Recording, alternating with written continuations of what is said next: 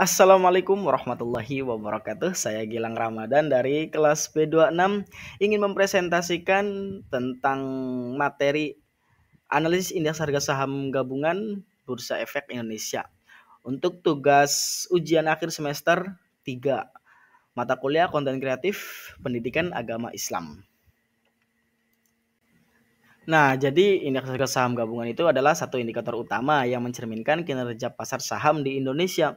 Indeks ini mencakup seluruh saham yang ada di dalamnya yang tercatat di Bursa Efek Indonesia sehingga memberikan gambaran yang jelas tentang kondisi pasar Indonesia bagaimana.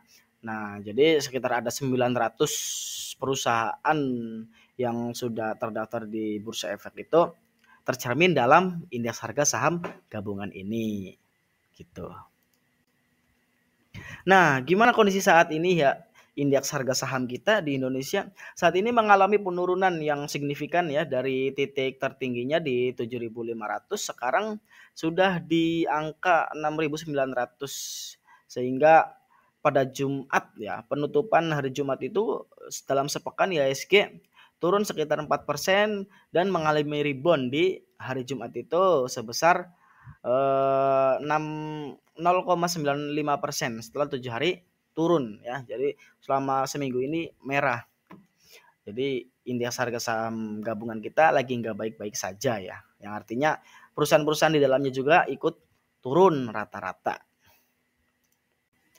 Nah, jadi faktor-faktor yang membuat IHSG itu turun kenapa ya? Yang jelas yang paling penting itu dolar ya. Jadi dolar itu sangat berpengaruh kepada rupiah. Nah, rupiah kita itu melemah ya. Sekarang dolar itu di harga 900 di 16 ribuan ya. Jadi sangat lemah sekali dolar kita, padahal Presiden Prabowo itu ingin me rupiah itu terhadap dolar itu di 5.000, artinya rupiah itu kuat. Nah, jadi banyak faktor.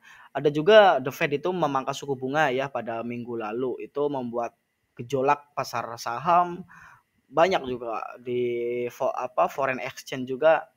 Jadi kompleks, banyak yang membuat faktor IHSG turun ataupun naik. Nah, ngomong-ngomong tentang indeks harga saham gabungan kita yang nggak lagi baik-baik aja, gimana sih dengan window dressing 2024? Apa sih window dressing itu ya? Jadi window dressing itu biasanya terjadi di akhir tahun atau di bulan Desember.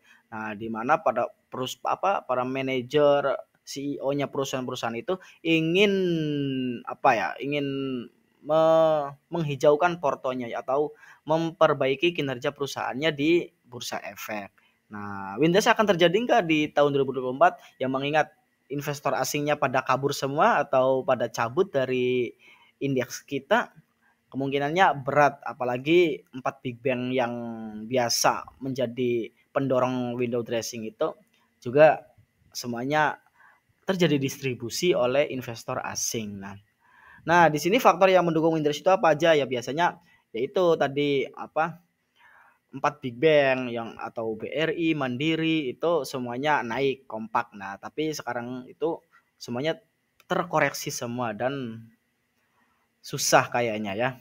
Nah, kapan windrest terjadi? Ya itu di akhir tahun atau biasanya di bulan November, Desember. Biasanya di awal Desember atau akhir November itu sudah terjadi tanda-tanda akan windrest atau tidak ya.